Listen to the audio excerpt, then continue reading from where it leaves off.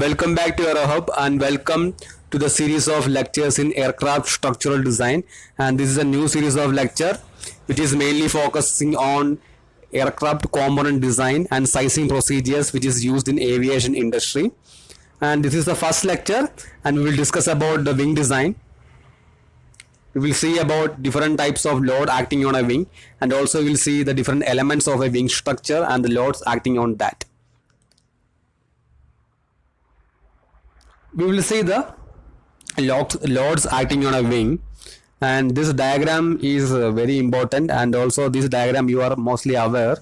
You can see that for a wing structure we will be having an elliptical lift distribution, and we will be having maximum amount of lift or load acting at the root of the wing, and at the tip we will be having less amount of load when comparing to the root.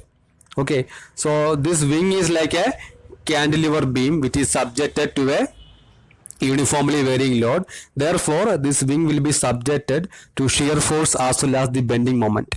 Okay, therefore the first load acting on a wing is the shear force and bending moment, and this will be the largest at the root of the wing and it is the smallest at the tip.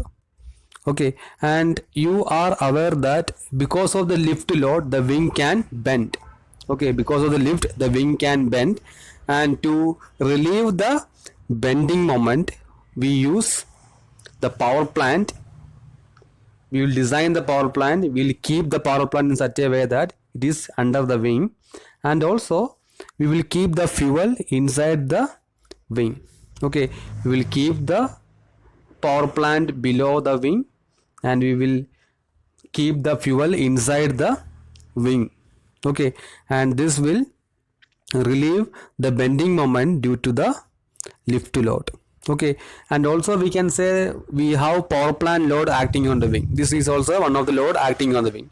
So basically we have shear force, bending moment as well as fuel load acting on a wing structure. Okay, now we will see about different types of elements of a wing structure. First one is the skin of the wing. This one. Second one is the spar cap. Third one is the spar web. Fourth one is the stringers, and the final one is the ribs. Okay, this each and every component is having its own function. For example, the skin will carry the shear load. Okay, and the spar cap as well as spar web is the it is a combination, and this is the element of the wing spar, and the wing spar will prevent the twisting of the wing. Okay, we will see that now. First we will discuss about the ribs. Okay, so when you consider a wing, we will be having more number of ribs arranged throughout the wing. Okay, ribs are mainly used to provide the aerodynamic shape, and also it will increase the buckling strength of the wing, and it prevents the fuel flow. Okay, and I have told earlier we are keeping the fuel inside the wing, so ribs will prevent the fuel flow inside the wing. It's like a sloshing of the fuel, and ribs is like an attachment point to the control surfaces, engine as well as landing gear, and rib will carry both shear stress and bending moment. Okay, these are the important points to remember about ribs. Next we will see about spar. It is one of the most important structure of a aircraft, and this is the most heavily loaded structure in the aircraft structure. Okay, and this is used to prevent the twisting of the wing. As I said earlier, this is the most heavily loaded structure of an aircraft, and it carries both bending moment and shear stress. And you are aware that this spar is in the shape of an I section because of the section modulus when compared to other section, and this structure is called the flange.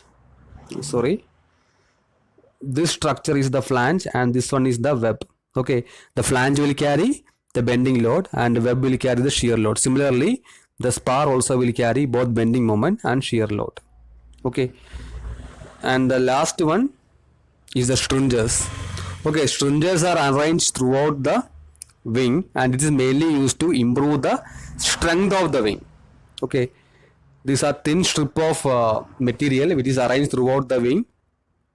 This is mainly used to prevent the buckling and to improve the strength. And one of the important criteria to select a section of the stringer is the polar moment of inertia, capital J. Okay, we have different types of sections available, like a hat section and Z section, J section.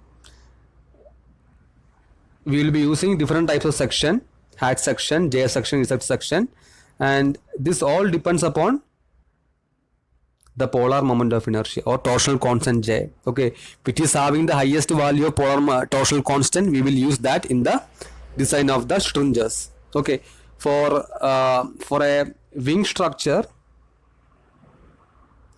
we will provide the upper half as hat section and the lower half as Z section or preferably J section. Okay, so that's all about this lecture. Thank you for listening, and in the next lecture we will see about the load transfer inside a wing, not inside the wing, in a wing. Okay, thank you.